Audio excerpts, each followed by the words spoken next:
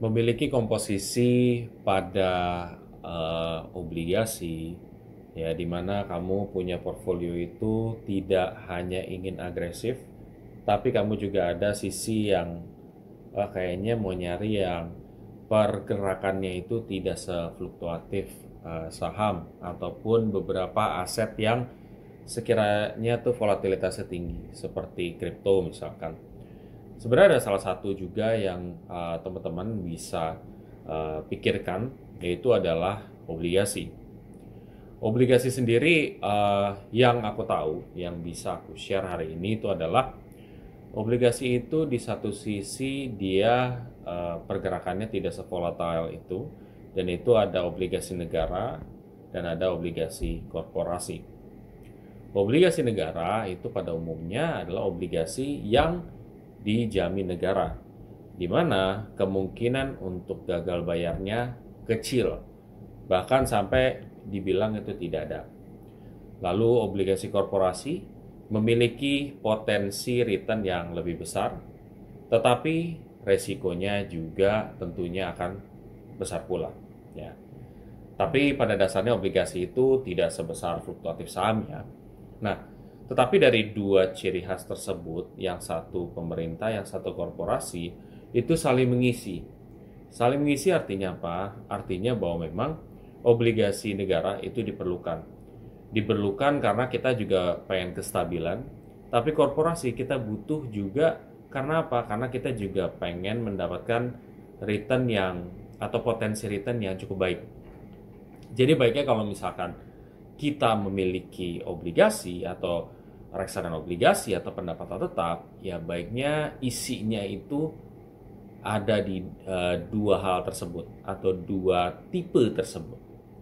Nah, kalau di reksadana dari Cipta Dana Asset Management berdasarkan fun fact sheet per bulan April terakhir ya. April dan Mei sendiri, memang top holding saya sendiri itu lebih banyak di di obligasi berbentuk pemerintah. Tetapi juga ada komposisi obligasi korporasinya. Jadi di satu sisi ya kalau aku lihat itu cukup bagus ya. Karena apa? Karena di satu sisi ya kita mau yang resikonya terjaga, tapi kita juga tidak mau meninggalkan potensi keuntungan. Dan satu tips aku juga, ketika kamu memilih obligasi ataupun reksadana obligasi, pastiin bahwa paket yang ada di dalam atau isinya itu adalah terutama obligasi korporasi ya, itu yang cukup common perusahaan yang memilikinya tersebut. Tentunya kalau seperti itu potensi mereka untuk bayar tepat waktu itu tuh lebih cukup baik lah performance-nya ya. Mungkin baiknya ngomongnya gitu kali ya. Dan ya teman-teman bisa coba reksadana obligasi dari Cipta Dana, yaitu Cipta Bond. Cipta Bond ya tadi dua-duanya komposisinya tuh ada. Untuk reksadana obligasinya tuh ada obligasi negara dan ada juga obligasi korporasi, di mana kamu bisa cek aja di fun fact sheet-nya sekarang juga.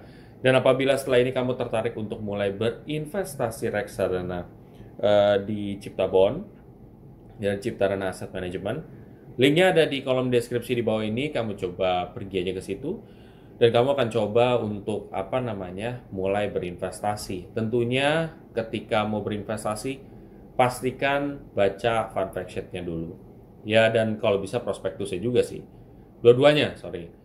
Nah, untuk apa? Untuk kamu bisa mengetahui isinya, kamu mengetahui resikonya, kamu mengetahui potensi keuntungannya, dan cocoknya buat apa.